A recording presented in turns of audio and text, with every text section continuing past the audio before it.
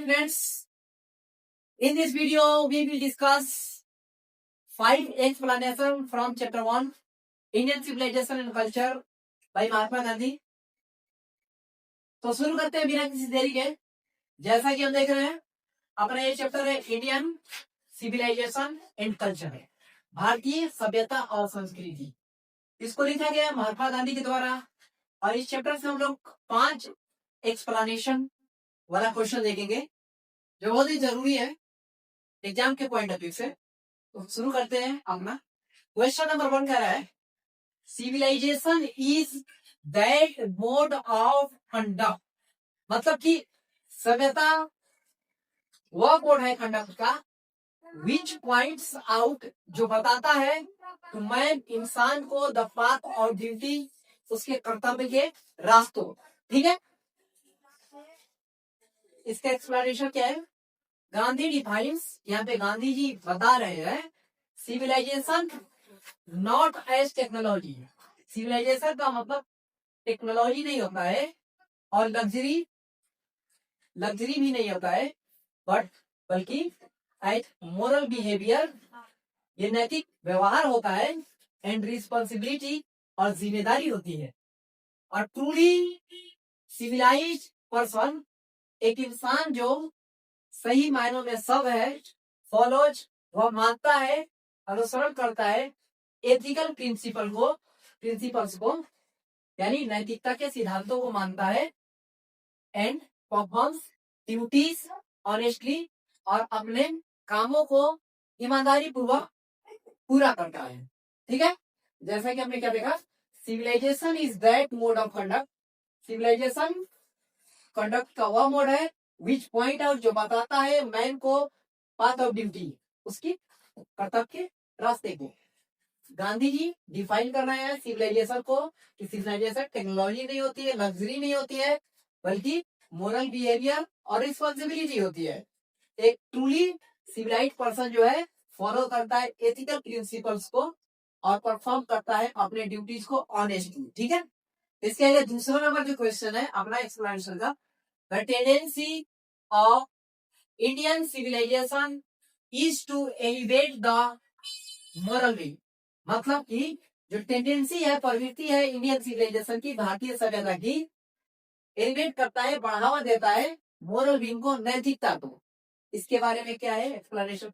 Gandhi argues, यहाँ पे Gandhi ji argue कर रहे हैं, बहस कर रहे हैं, बता रहे हैं कि इंडियन कल्चर, भारत की जो संस्कृति है, focuses on spiritual and moral growth, जो इस चीज पर फोकस करती है, स्पिरिचुअल आध्यात्मिक एंड मोरल नैतिक विकास पर। ठीक है, अनलाइक वेस्टर्न सिविलाइजेशन, पश्चिमी सभ्यता के जैसे नहीं। पश्चिमी सभ्यता क्या करती है? विच इम्फेसाइजिंग, जो जोर देते हैं पश्चिम सभ्यता मटेरियल प्रोग्रेस पर, भौतिक विकास पर, भौतिकता की विकास पर। दिस कोटेशन सोच, ये जो कोटेशन है ये शो करता है, ये कोर डिफरेंस है, मेन जो डिफरेंस है इंडियन और वेस्टर्न वैल्यूज के बीच की। यानी क्वेश्चन क्या कर रहा है, टेंडेंसी जो है इंडियन सिविलाइजेशन की, वो एलिवेट करता है, बढ़ावा देता है मोरल भी, इसको एक्सप्लेन करना है।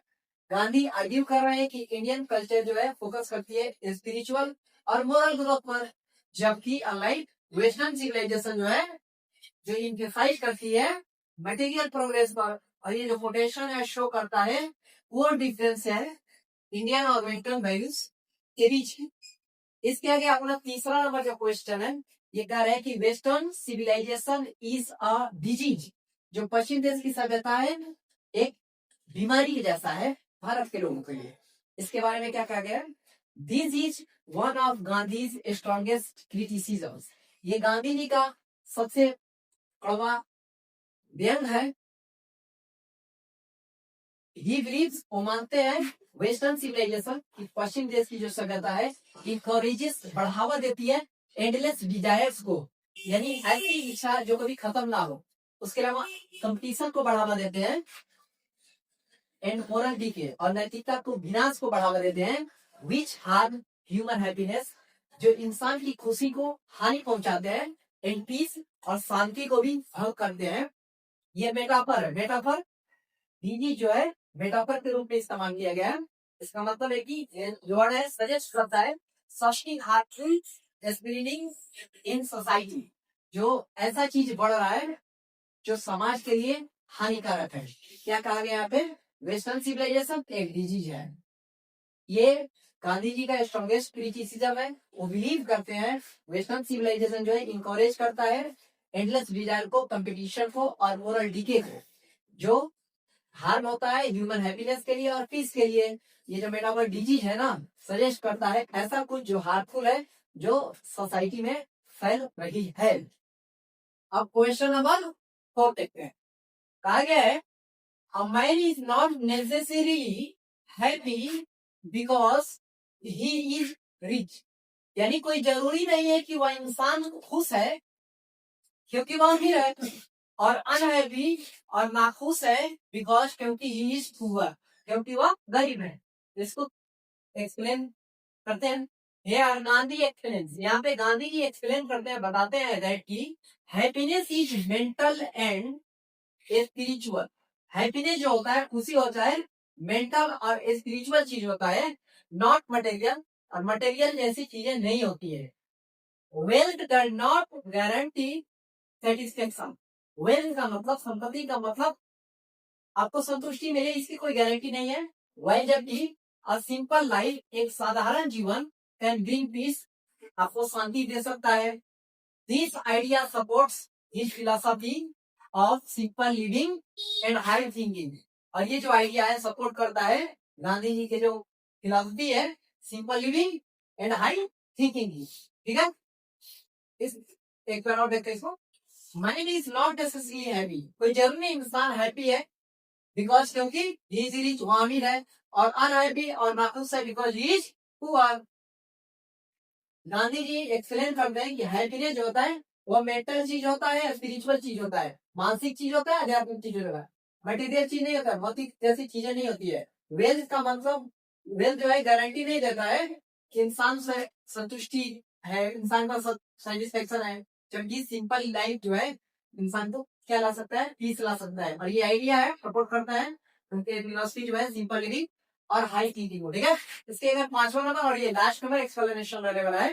यहाँ पे कहा गया है आवर एंसेस्टर्स, हमारे जो पूर्वज है, डिसऑर्डर्ड अस, हम लोगों को मना करते थे फ्रॉम लग्जरी, लग्जरी से दूर रहे, एंड प्लेजर्स और आनंद जैसे चीजों से दूर रहे। तो इसको कहते हैं Gandhi praises ancient Indian praises. Gandhi ji तारीफ करते हैं, प्रशंसा करते हैं जो प्राचीन भारत के जो साधु संत महात्मा गुजरे हैं, वो टीचिंग को उपदेश देते थे, सिखाते थे, बताते थे, पढ़ाते थे। पीपल लोगों को टू कंट्रोल डिजायर्स, अपने इच्छाओं पे कंट्रोल करें। अकॉर्डिंग टू ही, उनके हिसाब से this restaurant protected society from moral corruption and social inequality. और इससे क्या होगा कि समाज को बचाया जा सकेगा मोरल करप्शन होने से, नैतिकता का विनाश होने से और भ्रष्टाचार होने से, एंड सोशल इक्वालिटी से बचाया जाएगा। समाज में जो है असमानता जैसी चीजों से बचाया जाएगा। ठीक है, यानी हमारे एंसेस्टर हमें डिसऑर्ड करते थे, मना करते थे लग्जरी से और प्लेजर से।